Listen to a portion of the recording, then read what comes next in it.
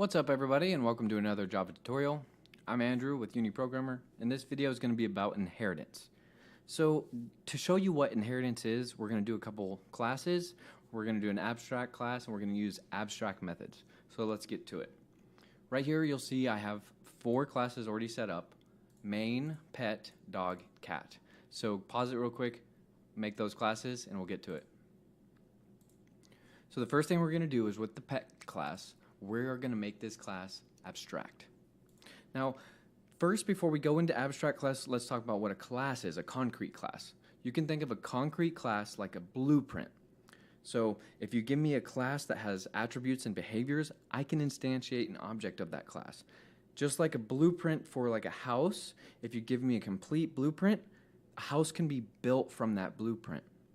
It has all the components and it has all the attributes. Now, an abstract class can be thought of as like a template for a piece of a concrete class. So it has some things that are concrete implementation, but essentially it's incomplete and things need to be added to it. You cannot instantiate an object of an abstract class because it's not complete yet. You can only use it as like a generic thing that extends other things. So let's go ahead and create our first abstract class. So in order to make the abstract class, you go up and use your abstract keyword. So it's public abstract class pet. So now we cannot create an object, we cannot instantiate an object of the class pet. We're going to still do our variables like before with a normal class, and we'll do an age.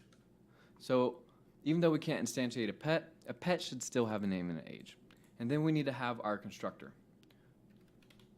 Public pet. We're going to pass in the name to it and our age.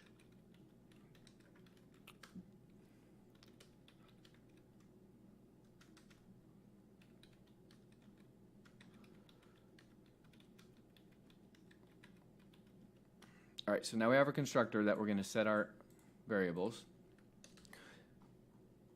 We need the getters and setters for our variables. So if you're in Eclipse, you can go to your top left toolbar, generate getters and setters. You can select all and generate. So now we have our getters and setters and our attributes. And then right now we have nothing original yet. It's just a pet class. It doesn't even need to be abstract because it only has a name and age, and you can get that and set that name and age. So that's not a big deal. What abstract is good for is when you have something original to whatever it is that inherits that class. So if we have a pet, now we're going to add a behavior that would be different for everything that inherits this pet class. So in order to do an abstract method, you use the abstract keyword in your method. So you use your method or the public abstract, then your return type, and then your method name. And then instead of adding a body, you just put a semicolon at the end. And what that's saying is you have to fill this out. If you inherit this, you need to fill this out. You can think of it almost as a promise. So if you're going to have something that inherits the class pet, then you promise that you will complete this method. All right, so let's go to our dog class. So public class dog, that's how you would normally start a class. This is where the inheritance comes in. So you can use the keyword extends and then your abstract class. So this is essentially saying that dog is a pet because inheritance creates an is a relationship. There's a red line underneath the dog, and it says implicit superconstructor pet is undefined. For default constructor, you must define explicit constructor. So we need to define our constructor, and then since we are instantiating a dog that is a pet, it uses the super keyword and calls the superclass constructor. So that's this right here. That's the superclass constructor. The pet is a superclass, here's the constructor. And then this super keyword is calling that constructor. And we're passing passing in name and age, just like we need for pet. And then, one more thing, there's a red line, and it's saying the type dog must implement the inherited abstract method pet.speak. And then we can add the method right here. Now, just like before, we said that if you're going to have something that is a pet, you must complete this method. And that's why that says right here that you must implement the speak method. Now, how to do that is you have the method in whatever the class is, and this will be a dog, and then you use the override keyword. Now, the override keyword looks at the original speak method and says, no, I'm going to override it.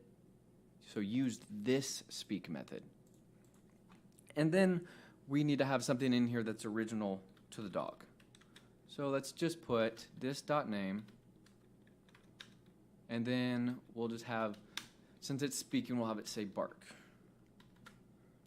All right, so we have a dog class that extends pet, takes the name and the age, calls the superclass of the pet class, or it calls the superclass constructor, and then it overrides the speak method. All the other stuff of the pet name and age, it already has that because a dog essentially is a pet. So it has a name and it has an age, and you can use the getters and setters to get those and set those. But the speak method you have to override. So let's go to our cat class and do the same thing. So we're going to extend it. Extends pet.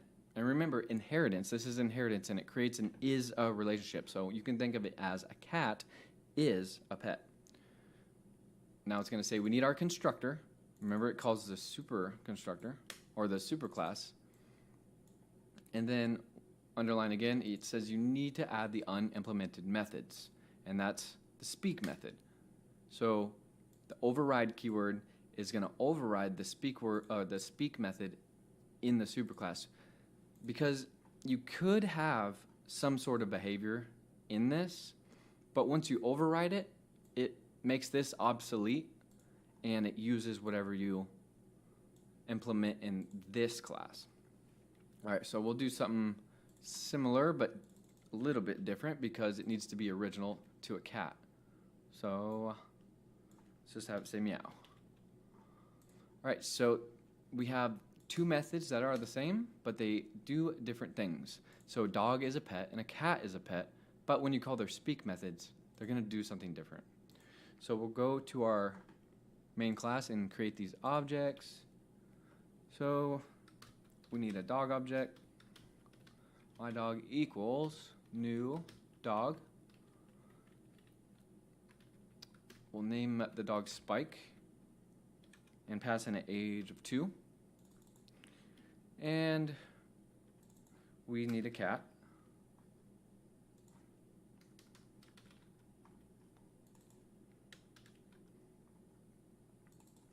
Which will be named none else but Fluffy. Age 3. Okay, so we have a dog and a cat that we instantiated. Now let's call both of their methods. So my dog dot speak, and then cat. And we'll run it. And we can see right here, we can see that it says Spike said bark and Fluffy said meow. And that's because they are both pets. So they both have that speak method that's abstract that they promise that they will implement, but they both do it differently. And that's where inheritance comes into play in object-oriented programming, because this pet class is abstract.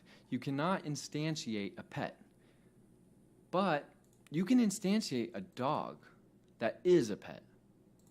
You can instantiate a cat that extends, that is a pet, but you can't instantiate a pet on its own. And that's the importance of inheritance, because you can share these responsibilities. Because if I didn't do this, I would have to implement similar methods in each and every class, but it would just be pointless code. Because what if I wanted to do a database with hundreds of different types of pets? It would just get frustrating, and there's just no reason to do it like that. So inheritance is very helpful in object-oriented programming, and I think that's all I want to show you for this video. If you have any questions, put it down in the comments below, and then I'll also put the code in the comments below. So thank you, and have a great day.